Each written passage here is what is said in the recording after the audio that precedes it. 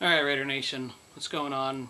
Host here. I know I haven't been speaking for a while, and that's because I had to wait until Dennis Allen was fired or not fired.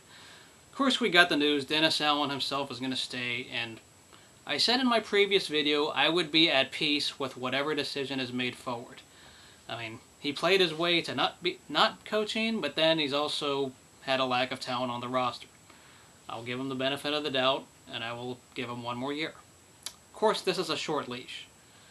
First of all, let me just say quickly, I make this video every year, State of the Oakland Raiders at the end of every season. Think of it as like a State of the Union address, but Raiders related. So if you're a non-Raider fan, keep your talk, keep it civil, don't go, this is not for trolling time, alright?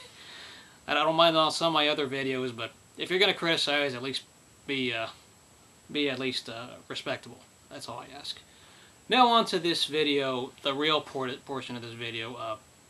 Viewing the season, really. Another 4-12 year. This team had a lot less talent, in my opinion, than last year's team. And they still got to the 4-win mark. They should have been 2-14, even 1-15 with the talent they had on paper. I mean, before the season started, some people did not like my feelings toward the team when I said I didn't like our defensive line or our defense as a whole. Now, there are things they've proved me wrong on, and that's the linebacker position. I think that position is set. We don't have to worry about what we got there, because Nick Roach, Kevin Burnett, C.O. Moore, and even Miles Burris, they're all pretty good. I think linebacker is the position we will not have to worry about for the time being. But the defensive line, with the exception of Lamar Houston, was not good.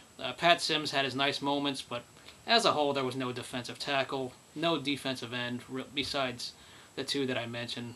Nobody was really that good outside of Houston, and it showed. There was no pass rush in the second half of a game. A lot of the times the pass rush looked good for a first half, but it sucked in the second half. And then it just died altogether in the second half of the entire season. So, yeah, defensive line was bad. Secondary wasn't so bad. I thought Porter and Mike Jenkins were okay when healthy. I would like to bring Porter back. I'm not sure about Jenkins, but they were all right. That wasn't the issue. Safety, no Tyvon Branch pretty much the whole year.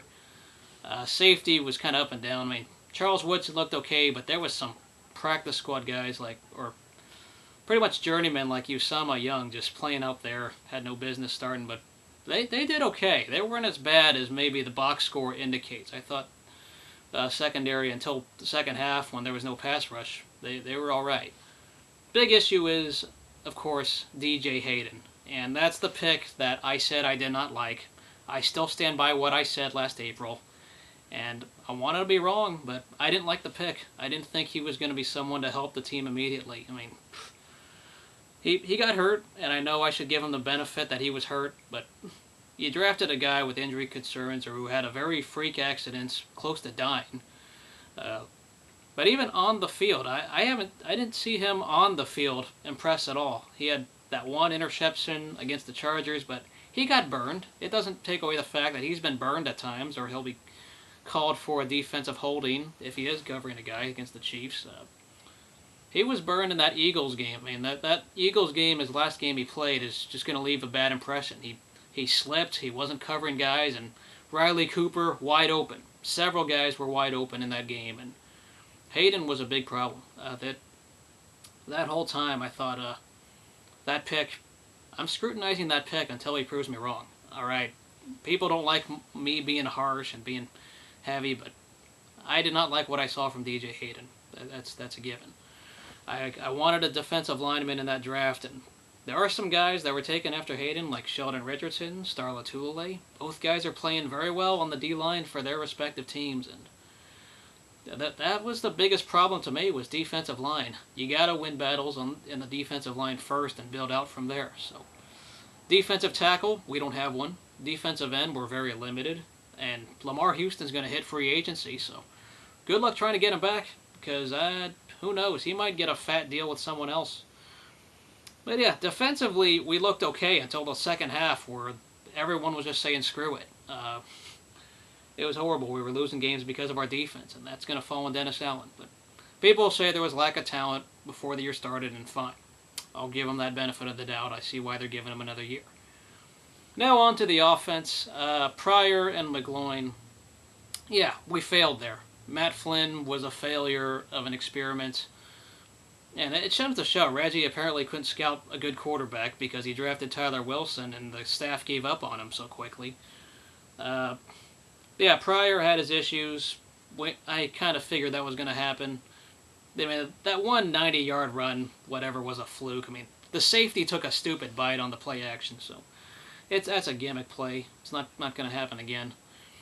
McGloin, I thought, was the best of the quarterbacks because he made the better throws than Pryor based on what I saw. I thought there were times he made some bad throws, don't get me wrong, but for the expectations he had, he did a lot better than Pryor, and it's saying something. The coaches made the right decision to play McGloin when they did. Now, given he doesn't have an offensive line to work with, our offensive line was dinged up a lot of the year, and Menelik Watson, injury prone. You can't. This is the thing that's going to be harping on Reggie. Is you can't draft a project when you're supposed to be rebuilding. You got to take a guy that can help you right now in the first 2 rounds. I don't care what our record is. It's got to be a guy who can help you right now. And they took 2 projects in Hayden and Watson. So Watson was out for a lot of the year. Just had to throw guys in off the streets, and some of them weren't as bad, but the Raiders could not run the ball up the gut very well until Rashad Jennings came along, which I hope he comes back. He did very well. Marcel Reese was all right for his position, but the Raiders, receiving-wise, they were so up and down. You had an Andre Holmes who looked okay, Rod Streeter looked okay, and I thought Michael Rivera was okay, but some people were shells of their former selves, like Denarius Moore and Jacoby Ford. Moore had his moments, but Ford, way downhill. I see him just not coming back. I think Reggie's going to let him walk. So, yeah, there are some positions definitely that need to be addressed everywhere. I think quarterback, we'll see what happens. I don't want to draft a quarterback in this class. I'm not impressed with Johnny Manziel, Terry Bridgewater. I don't believe in any of that hype. I think they're all horrible quarterbacks in this first round. And I would rather draft offensive line or defensive line. I've made it very clear those are the 2 positions I'm very obsessed with, and those are 2 positions we're flawed at. Defensive line, there's not enough there. Offensive line, there's not enough there.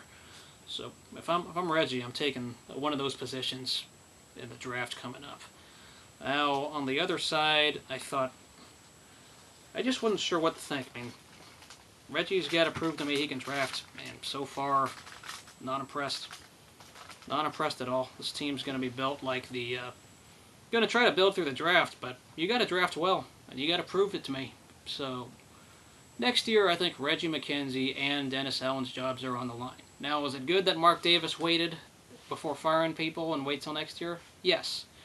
Because that means is that Mark Davis is not like his father and being impatient and going to just fire a guy immediately. Some of you are probably aggressive about that and are mad, but this team has not kept a coach for more than 2 years, with the exception of Tom Cable, which was 4 games plus the 2 full years. So that's been an annoying punchline for a while, that this team gets impatient. But if the guy has more than 2 years and say he gets fired on a short leash, nobody's going to make punchlines that we're impatient and we don't know what we're doing in terms of keeping a coach or not.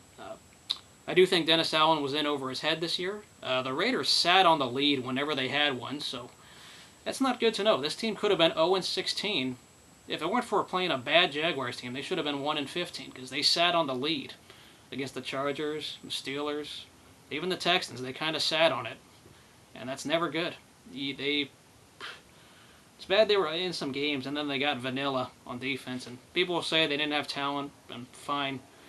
I get that. There was not enough talent on defense. But they technically did better than what people had us being. People had us as the 1-15 or 2-14 team. So, yeah, take it for what it is. They started overachieving in the first half, and then it just fell downward.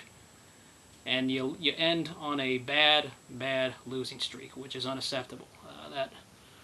It's really annoying to see that they quit near the end of the year. They didn't know how to finish a game, and it was unwatchable. Let's be real.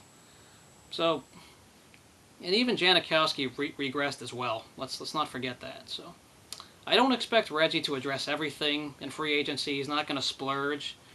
but he's going to spend on guys, hopefully address offensive and defensive lines, most importantly.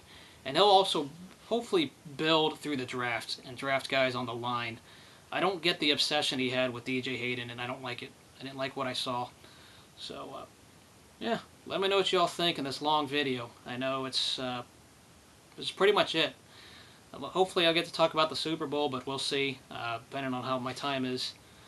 But this is it in terms of Raiders talk. I mean, until the draft, I might do a little pre-thing in April where I review previous Raider drafts, but this is it, guys. I'm not going to talk about free agency or stuff afterward. This is all I'm going to say for the 2013 season as we give it a close. Yeah, there were some problems with this team, but the good news is it's over. This was a cap-cutting year. All the dead money's gone.